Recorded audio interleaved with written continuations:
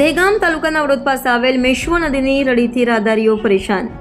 દહેગામ તાલુકાના વડોદ, નાની માસંગ, મોટી માસંગ, લીમ, માણકપુર, બાવળાની મોવાડી જેવા ગામો ચોમાસામાં ભારે વરસાદ પડવાથી નદીમાં પાણી આવતા રસ્તો બંધ થવાથી આજુબાજુના ગામોની જનતા અક્કલની મોવાડી થઈ તલોદ તાલુકામાં પ્રવેશ કરે છે। તેનું અંતર ઘણું જ વધુ હોય છે।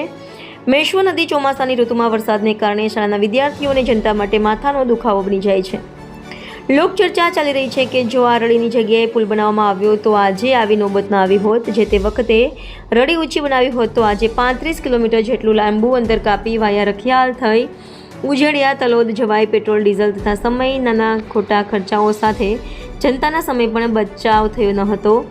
તો શું આ રડી બનાવી ત્યારે એન્જિનિયર તથા લાગતા વળગતા કર્મચારીઓ, અધિકારીઓ થોડું વધારે ધ્યાન રાખી રડીની ઊંચાઈ વધારી હોત તો વિદ્યાર્થીઓ અને જનતા આવી પરિસ્થિતિનો સામનો ન કરવો પડ્યો હોત।